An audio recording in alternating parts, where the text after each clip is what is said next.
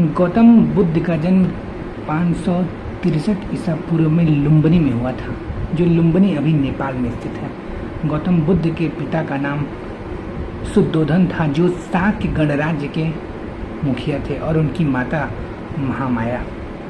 गौतम बुद्ध के जन्म के कुछ ही दिन बाद उनकी माता की मृत्यु हो जाती है, जिससे उनका पालन पोषण उनकी मौसी गौतमी के द्वारा किया जाता है।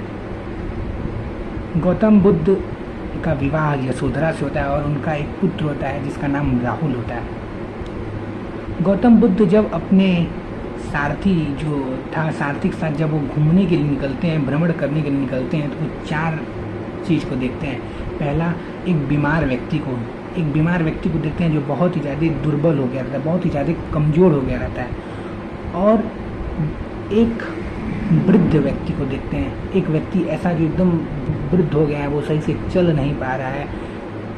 और एक मृत व्यक्ति को देखते हैं, एक व्यक्ति मर गया है, लोग उसे लेके जा रहे हैं। और चौथा जो देखते हैं, एक सन्यासी को जो बहुत ही ज़्यादा प्रसन्न था, जिससे गौतम बुद्ध के अंदर जो है वो गृह त्याग की भावना जागृत होती है और गौतम बुद्ध घर को त्याग कर बोध गया आ जाते हैं। और बोध गया में पीपल वृक्ष के नीचे 6 वर्षों तक निरंजना नदी के किनारे पीपल वृक्ष के नीचे 6 वर्ष तक कठोर तपस्या कर 35 वर्ष की आयु में गौतम बुद्ध जो है वो ज्ञान की प्राप्ति करते हैं।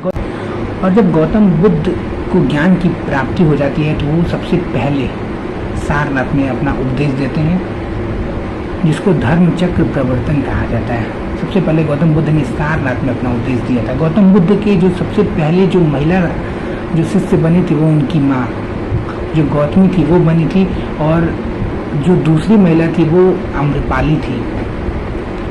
गौतम बुद्ध जो थे, गौतम बुद्ध का मानना था कि मनुष्य के जीवन में जो भी कष्ट है, उस कष्ट का मुख्य कारण क्या है, उसका इच्छाओं का होना। जब तक मनुष्य के अंदर इच्छाएं हैं तब तक मनुष्य क्या है, वो दुखी है। जिस दिन वो अपनी इच्छाओं का त्याग कर देता है उस दिन वो दुखों से मुक्ति प्राप्त कर लेता है। गौतम बुद्ध ने दुखों से छुटकारा के लिए अष्टांगिक मार्ग बताया था।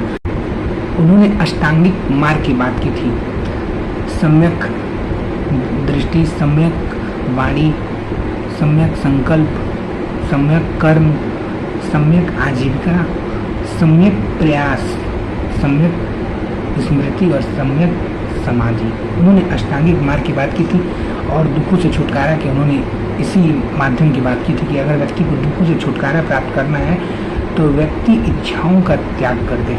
गौतम बुद्ध के 3 पिटक थे, विनय पिटक, सूत पिटक और अभिदम्भ पिटक। विनय पिटक में बौद्ध धर्म के नियम और अनुशासन की बात की गई थी, और जो सूत पिटक था, सूत पिटक में गौतम बुद्ध के उपदेशों का संग्रह था उसमें सूत पिटक में।